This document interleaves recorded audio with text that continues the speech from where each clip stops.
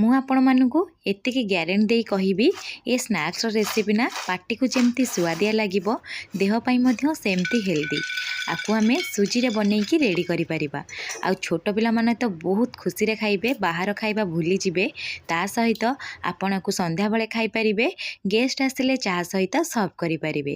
ନମସ୍କାର, ପ୍ରତିଦିନ ରୋଷେଇକୁ ଆପଣମାନଙ୍କୁ ଅନେକ ଅନେକ ସ୍ୱାଗତ। ଆପଣମାନଙ୍କୁ ଅନୁରୋଧ ରହିଲା, ଯଦି ଚ୍ୟାନେଲରେ ନୂଆ ଅଛନ୍ତି କିମ୍ବା ଚ୍ୟାନେଲକୁ ସବସ୍କ୍ରାଇବ୍ କରିନାହାନ୍ତି, ପ୍ଲିଜ୍ ଗୋଟେ ଚ୍ୟାନେଲକୁ ସବସ୍କ୍ରାଇବ୍ କରିନେବେ। ସୁଜିର ଏଇ ନିମିକ୍ ବନେଇବା ପାଇଁ ପ୍ରଥମେ ମୁଁ ଏଠି ସୁଜି ନେଇଛି। ଆପଣମାନେ ଦେଖିପାରୁଥିବେ, ଆପଣ ବଡ଼ ଦାନାବାଲା ବା ଛୋଟ ଦାନାବାଲା ନେଇପାରିବେ, କିନ୍ତୁ ଯାହା ବି ନିଅନ୍ତୁ ପ୍ରଥମେ ଗୋଟେ ମିକ୍ସିଂ ଜାର୍ରେ ଦେଇକି ଶୁଖିଲା ଭାବରେ ଗ୍ରାଇଣ୍ଡ କରି ଆଣିବେ। ମୁଁ ଏଠି 2 କପ୍ ସୁଜି ନେଇଛି, ଆପଣମାନେ ଦେଖିପାରୁଥିବେ। ଗ୍ରାଇଣ୍ଡ କରିସାରିଲା ପରେ ଗୋଟେ ବାଉଲ୍ ହଉ ଗୋଟେ ବଡ଼ ଜାଗାରେ ଦେଇଦେବେ, ଯାହାଫଳରେ ଆମକୁ ସବୁ ଜିନିଷ ଚକଡ଼ିବା ପାଇଁ ସହଜ ହେବ। ଏଠି ମୁଁ ସବୁ ସୁଜିକୁ ଦେଇଛି, ଦେଖିପାରୁଥିବେ ମୁଁ ପୁରା ଭଲସେ ଗ୍ରାଇଣ୍ଡ କରି ଆଣିଛି। ଏବେ ଆମେ କ'ଣ କରିବା ନା ଟିକେ ବାଇଣ୍ଡିଂ ପାଇଁ ଅଟା କିମ୍ବା ମଇଦା ଏଠି ବ୍ୟବହାର କରିବା। 1 କପ୍ ସୁଜିରେ 2 ଚାମଚ ଅଟା କିମ୍ବା ମଇଦା ବ୍ୟବହାର କରିବେ। ମୁଁ ଏଠି 4 ଚାମଚ ମଇଦା ଦେଇଦେଉଛି, ଯେହେତୁ 2 କପ୍ ସୁଜି ନେଇଛି। ତା ସହିତ ସ୍ୱାଦ ହିସାବରେ ଏଠି ଆମେ ଲୁଣ ୟୁଜ୍ କରିବା। ଆଉ ଟେଷ୍ଟ ବଢ଼ାଇବା ପାଇଁ ଅଧା ଚାମଚ ଜଷ୍ଟ ଟିକେ ଅଧିକା କଳା ଜିରା ବ୍ୟବହାର କରିବା। ଆପଣ ଚାହିଁଲେ ଗୋଟା ଜିରା ମଧ୍ୟ ଦେଇପାରିବେ। ଆଉ ପେଟ ଖରାପ ନ ହେବା ପାଇଁ ଆଉ ଟେଷ୍ଟ ଭଲ ଆସିବା ପାଇଁ ଅଳ୍ପ ଟିକେ ଜୁଆଣି ଦେଇଦେବା। ଦେଇସାରିଲା ପରେ ଶୁଖିଲା ଭାବରେ ପ୍ରଥମେ କ'ଣ କରିବେ ନା ସବୁ ଜିନିଷକୁ ମିଶାଇ ନେବେ। ମିଶାଇ ସାରିଲା ପରେ ଏବେ ଆମେ ତେଲ ୟୁଜ୍ କରିବା। ମୁଁ ଏଠି 4 ଚାମଚ ରିଫାଇଣ୍ଡ ତେଲ ଦେଉଛି। ସୋରିଷ ତେଲକୁ ଛାଡ଼ିଦେଲେ ଆପଣ ସବୁ କିଛି ତେଲ ମଧ୍ୟ ଏଠି ଦେଇପାରିବେ। ତେଲ ଦେଇସାରିଲା ପରେ ଏଠି ଆମେ କ'ଣ କରିବା ନା ଭଲସେ ମିଶାଇ ନେବା। ଆପଣମାନେ ଭାବୁଥିବେ ନିଶ୍ଚୟ ତେଲ ଏଠି ଆମେ କ'ଣ ପାଇଁ ୟୁଜ୍ କଲେ। ତେଲ ଦେଲେ ପୁରା ଖାସ୍ତାନେସ୍ ଆସିବ ଆଉ ପୁରା ମୁଡ଼ମୁଡ଼ ଟାଇପ୍ର ହିଁ ଲାଗିବ। ଦେଖିପାରୁଥିବେ ତେଲ ଦେଇକି ହାତରେ ଏମିତି ପୁରା ଘଷିକି ମିଶାଇବେ ଆଉ ଟିକେ ମୁଠା ଟାଇପ୍ର କରିବେ। ଯଦି ମୁଠା ବାନ୍ଧି ହେଇଯାଉଥିବ ଜାଣିବେ ପୁରା ପରଫେକ୍ଟ ଅଛି। ଯଦି ଅଧିକା ତେଲ ଦେଇଦେବେ ତେଲିଆ ଲାଗିବ, ସେଥିପାଇଁ ବ୍ୟବହାର କରିବେ କମ୍ ତେଲ। ଏବେ ଆମେ କ'ଣ କରିବା ନା ଅଳ୍ପ ଅଳ୍ପ ପାଣି ଦେବା। ପାଣି ଦେଇକି ଗୋଟେ ସେମି ଡୋ ଚକଟି ନେବା। ମାନେ ବେଶୀ ଟାଣ କରିବେନି ନା ବେଶୀ ନରମ କରିବେନି। ଯଦି ବେଶୀ ନରମ କରିବେ ତାହେଲେ ଆମର ଖାସ୍ତାନେସ୍ ଏତେ ଆସିବନି, ପୁରା ନରମ ନରମ ବନିବ। ସେଥିପାଇଁ କ'ଣ କରିବେ ନା ଟିକେ ଟାଇଟ୍କିରି ଚକଟିକି ରେଡ଼ି କରିବେ। ମୁଁ ଏଠି ଦେଖିପାରୁଥିବେ ଅଳ୍ପ ଅଳ୍ପ ପାଣି ଦେଉଛି। ପାଣି ଦେଇକି ଆକୁ ଆମେ କ'ଣ କରିବା ନା ଚକଟି ନେବା। ଦେଖନ୍ତୁ ଏଠି ଭଲସେ ପୁରା ମିଶାଇକି ଚକଟିବେ। ଯେହେତୁ ସୁଜି ଟିକେ ଚକଟା ହେଉଛି ନା ଟିକେ ଜଷ୍ଟ ଆପଣଙ୍କୁ ଟିକେ କଠିନ ଲାଗିବ ଚକଟିବା ପାଇଁ, କିନ୍ତୁ ଅଳ୍ପ ଅଳ୍ପ ପାଣି ଦେଇକି ଟିକେ ଅଧିକା ସମୟ ଲାଗିବ ଚକଟି ନେବେ। ଦେଖିପାରୁଥିବେ ଏଇପରି ହିଁ ରଖିବେ। ଏବେ ଆମେ କ'ଣ କରିବା ନା କଭର୍ କରି ନେବା। କଭର୍ କରିକି ସୁଜି ରେଷ୍ଟ ହେବା ପାଇଁ ବା ସୁଜି ଟିକେ ସେଟ୍ ହେବା ପାଇଁ 10 ମିନିଟ୍ ଛାଡ଼ିଦେବା। ଦର୍ଶକ ବନ୍ଧୁ, ଆପଣମାନଙ୍କୁ ଯଦି ଏ ଭିଡ଼ିଓଟି ପସନ୍ଦ ଆସିବ ପ୍ଲିଜ୍ ଭିଡ଼ିଓକୁ ଲାଇକ୍ କରିବେ, ସାଙ୍ଗ ଆଉ ଫ୍ୟାମିଲିମାନଙ୍କ ସହିତ ସେୟାର କରିବେ। ପାଖାପାଖି 10 ମିନିଟ୍ ହେଇଗଲାଣି। ମୁଁ ଏବେ କଭର୍କୁ କାଢ଼ି ନେବି। କାଢ଼ି ନେଇ ସାରିଲା ପରେ ଏଠି ଆମେ କ'ଣ କରିବା ନା ଭଲସେ ଟିକେ ଚକଟି ନେବା। ଚକଟି ସାରିଲା ପରେ ଆପଣ ଏଠି କ'ଣ କରିବେ ନା ହାତରେ ଜମା ବି ଗୁଳା କରିବେନି। ଗୋଟେ ଛୁରୀ ସାହାଯ୍ୟରେ ଛୋଟ ଛୋଟ ପିସ୍ରେ କାଟି ନେବେ। କାଟିକିରି ଏଠି ଆପଣ କ'ଣ କରିବେ ନା ବେଲି ପାରିବେ। ଦେଖନ୍ତୁ ମୁଁ ଯେମିତି କାଟୁଛି ଆପଣ ସେହିପରି କାଟିବେ। କାଟି ସାରିଲା ପରେ ମୁଁ ଆପଣମାନଙ୍କୁ ଦେଖାଇ ଦେଉଛି।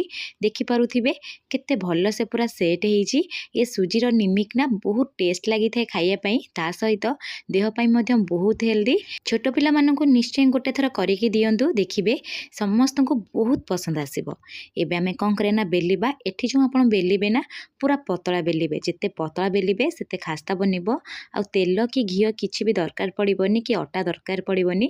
ସେମିତି ପୁରା ଆରାମସେ ବେଲି ହେଇଯିବ। ଯଦି ଆପଣଙ୍କ ଟିକେ ତଳେ ଲାଗିଯାଉଥିବ ଆପଣ ଟିକେ ଅଟା ଡଷ୍ଟ କରିକି ମଧ୍ୟ ବେଲି ପାରିବେ। ଦେଖନ୍ତୁ ମୁଁ ଏଠି ପୁରା ପତଳା ଭାବେ ବେଲି ନେଇଛି। ବେଲି ନେଇ ସାରିଲା ପରେ ଏଠି ଆମେ କ'ଣ କରିବା ନା ଗୋଟେ ଛୁରୀ ସାହାଯ୍ୟରେ ପ୍ରଥମେ ଏମିତି ଲମ୍ବା ଲମ୍ବା କରି କାଟି ନେବା। କାଟି ନେଇ ସାରିଲା ପରେ ଆପଣ ଏଠି କ'ଣ କରିବେ ନା ଟିକେ ଜଷ୍ଟ ସାଇଡ଼୍ କରିଦେବେ ବେଲନା ପିଢ଼ିକୁ, ମୁଁ ଯେମିତି କଲି। ତାପରେ ଆପଣ ଯେମିତି ସରୁ ସରୁ କରି କାଟିଥିଲେ ସେହିପରି କାଟି ନେବେ। ଦେଖିବେ ପୁରା ଡାଇମଣ୍ଡ ସେପ୍ର ବନିକି ରେଡ଼ି ହେଇଯିବ। ଆପଣ ଯଦି ଚାହିଁବେ ଏମିତି ଲମ୍ବା ଲମ୍ବା ବା ଚାରିକଣିଆ କାଟିପାରିବେ। ଆପଣଙ୍କ ମନ ପସନ୍ଦର କିଛି ବି ସେପ୍ ଦେଇପାରିବେ। ମୁଁ ଏମିତି ଡାଇମଣ୍ଡ ସେପ୍ରେ ରଖୁଛି। ନର୍ମାଲି ପୁରା ଏମିତି ଛୋଟ ନିମିକ୍ ଡାଇମଣ୍ଡ ସେପ୍ରେ ହିଁ ବନିଥାଏ। ଏବେ ଆମେ କ'ଣ କରିବା ନା ଏମିତି ସବୁକୁ କାଢ଼ି ନେବା। ଆପଣ ଚାହିଁଲେ ଗୋଟେ ଗୋଟେ କରି କାଢ଼ିପାରିବେ, ନହେଲେ ଏମିତି ଛୁରୀ ସାହାଯ୍ୟରେ ଏମିତି ସବୁକୁ ମଧ୍ୟ କାଢ଼ିପାରିବେ। ଦେଖନ୍ତୁ କେତେ ସୁନ୍ଦର ସେ ପୁରା ବନିଯାଇଛି। ଆଉ ଗୋଟେ ପ୍ଲେଟ୍ରେ ରଖିଦେଇଛି। ଆପଣ ଭାବୁଥିବେ ଏମିତି ପରସ୍ପର ସହିତ ଲାଗିଗଲାଣି କେମିତି ଛାଣିବା। ଅଟୋମେଟିକ୍ ତେଲରେ ପଡ଼ିଲେ ପୁରା ଏମିତି ଖେଳେଇ ଯିବ, ଗୋଟି ଗୋଟି ହେଇଯିବ। ଚାଲନ୍ତୁ ଛାଣିବା। ଛାଣିବା ପାଇଁ ପ୍ରଥମେ କ'ଣ କରିବା ନା ତେଲକୁ ମିଡ଼ିୟମ୍ ଫ୍ଲେମ୍ରେ ଗରମ କରି ନେବେ।